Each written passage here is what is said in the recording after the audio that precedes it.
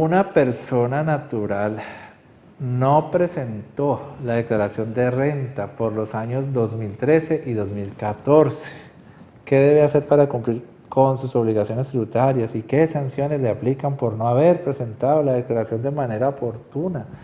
Bueno, entonces las declaraciones de los años 2013 y 2014 están dentro de los periodos que la DIAN puede exigir. Recuerden que la DIAN tiene hasta 5 años contados desde el vencimiento del plazo para declarar para exigir una declaración tributaria. Entonces la del 2013 se venció en el 2014, la DIAN se la puede llegar a pedir hasta en el 2019. Y la del 2014 se venció en el 2015, la DIAN se la puede llegar a pedir hasta en el 2020. Entonces cuando uno se da cuenta que todavía faltan bastantes años para que la DIAN termine exigiendo una declaración, es mejor que uno actúe antes de que la DIAN se la solicite, y cuando uno actúa antes de que la DIAN lo emplace, entonces a uno le tocaría liquidar la sanción de extemporaneidad, que está en el artículo 641 del Estatuto Tributario. Entonces una declaración del 2013 y del 2014 que la van a presentar en forma extemporánea, ¿sí? Cuando uno actúa antes del emplazamiento, liquida la sanción de extemporaneidad del 641. Si actuara después del emplazamiento, la sanción se vuelve el doble y está en el artículo 642. La sanción de extemporaneidad después del emplazamiento está en el 642. Entonces siempre es mejor actuar antes del emplazamiento. En estos años 2013 y 2014 a las personas naturales primero les tocaba clasificarse en qué categoría tributaria pertenecía durante esos años 2013-2014, leyendo en ese caso los artículos 329 hasta 342 más o menos, ¿cierto?, del Estatuto Tributario, y leyendo también el decreto 3032 de diciembre del 2013, la clasificación tributaria entre si pertenecía a la categoría de empleado o trabajar por cuenta propia o las demás personas naturales.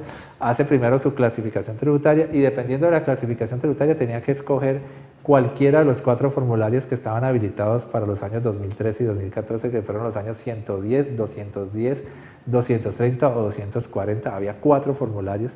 El 230 y el 240 eran solamente para el IMAS de los empleados o los trabajadores por cuenta propia, quienes no tuvieran la condición de empleados ni de trabajadores por cuenta propia o que tampoco cumplieran los requisitos para poder optar por el IMAS, entonces no podían usar los formularios 230 y 240 y solo podían declarar en el 110 o 210, ¿sí? Noten toda la complejidad a la que nos enfrentó esa reforma del año 2012 y que nos puso a tener que manejar todo esto durante los años 2013, 14, 15, 16. El mismo que creó todo esto, el mismo ministro Cárdenas que creó todo esto, ahora lo borró de un brochazo con la ley 1819 y como si nada, ¿no? O sea, él mismo crea cosas complicadas que luego con el tiempo las tiene que estar quitando del panorama tributario, lo que demuestra que no sabe diseñar normas tributarias porque lo que hace es crear cosas complicadas. Y vamos a ver cuántas complejidades van a salir ahora de la nueva ley 1819 y que también con el tiempo lo van a tener que quitar el nuevo presidente que llegue en el 2018. Así es la tributación de Colombia. Entonces, en estos años 2013-2014, clasificarse tributariamente, escoger cuál de los 4 formularios podía utilizar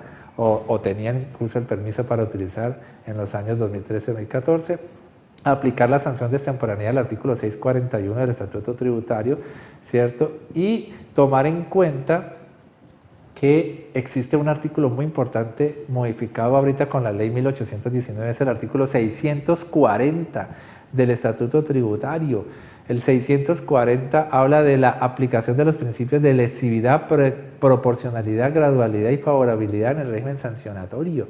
Entonces, ese artículo 640 del Estatuto Tributario fue modificado con el 282 de la ley 1819 y nos dice que las sanciones que vayamos a liquidar, por ejemplo en este caso la sanción de extemporaneidad, la podemos llegar a reducir a un 50% o a un 70%, a un 75%, ¿sí? Si se dan ciertas condiciones especiales que se mencionan en este artículo 640. Entonces hay que estudiar el 640 porque nos pudiéramos ahorrar esa sanción de extemporaneidad o al menos reducirla a un 50% o a un 75%.